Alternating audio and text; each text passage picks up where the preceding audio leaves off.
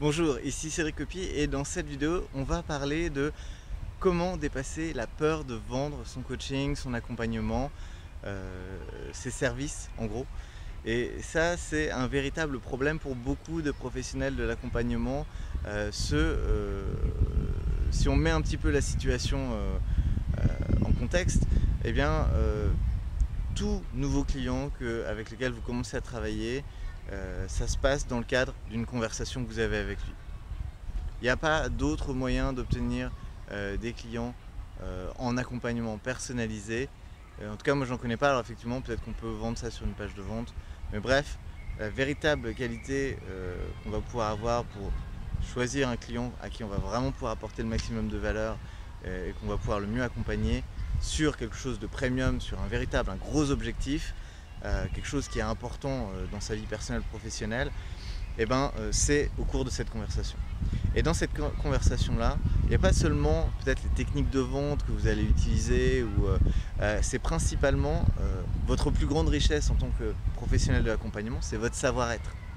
C'est votre savoir-être, c'est votre qualité d'écoute, c'est votre capacité à bien comprendre ce dont parle votre client potentiel, quels sont les challenges qui lui pourrissent la vie littéralement, et l'aider à voir les possibilités extraordinaires que vous pouvez l'aider à atteindre.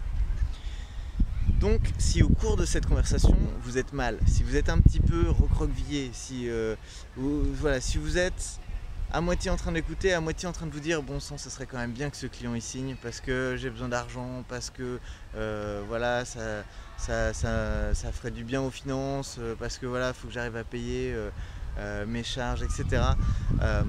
Si vous êtes en train d'avoir cette conversation là dans votre tête, vous êtes en train de vous saboter, vous êtes en train de ne pas donner le maximum de vos capacités pour aider votre client potentiel en face de vous, pour commencer à l'aider. Si vous êtes, et ça aussi c'est quelque chose sur lequel il faut que vous soyez persuadé, que la meilleure chose que votre client potentiel puisse faire, c'est travailler avec vous.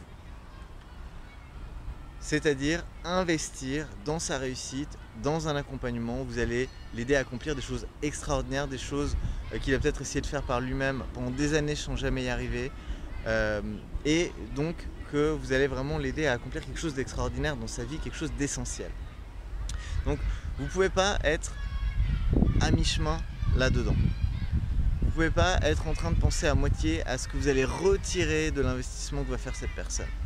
La seule chose que vous devez savoir, c'est que vous êtes convaincu que la meilleure chose qu'il puisse faire, c'est travailler avec vous. Si ce n'est pas le cas, alors dites à la personne, ok, écoutez, je ne pense pas que je vais pouvoir vous aider, mais soyez complètement détaché du résultat. C'est vraiment ça. Pour ne pas être dans la peur de vendre, il faut que vous soyez détaché du résultat. C'est-à-dire que vous soyez capable de dire, eh bien, que cette personne elle signe ou pas, eh bien, c'est pas grave. Que cette personne elle parte, elle a pas besoin de moi, eh bien, c'est pas grave. Il n'y a pas besoin que tout le monde ait besoin de vous, il y a juste besoin que les personnes qui ont besoin de vous, qui correspondent à votre fréquence, qui rentrent qui sont en synchronicité avec vous, qui sont en lien, que ces personnes-là, elles rentrent en contact avec vous. Et donc c'est pour ça qu'il faut que vous leur donniez le meilleur de vous-même dans ce moment. Vous ne pouvez pas être dans la peur de vendre ou la peur de ne pas vendre. Alors un autre aspect de la peur de vendre, c'est aussi de dire, voilà, qu'est-ce qui se passe si je vends? Et ensuite, oh purée, j'ai vendu. Qu'est-ce que je fais maintenant? La personne a acheté, est-ce que je vais vraiment arriver à l'aider? Est-ce que c'est vraiment possible?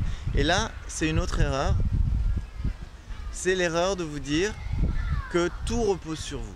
C'est l'erreur de vous dire que vous êtes la personne qui savait et que tout ce qui va se passer dans l'accompagnement est sous votre contrôle et qu'il suffit simplement que la personne fasse exactement ce que vous avez à faire, ce que vous lui dites de faire.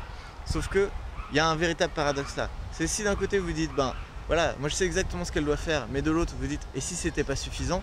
Là vous avez un véritable problème. Et c'est parce que vous mettez tout le poids sur vous.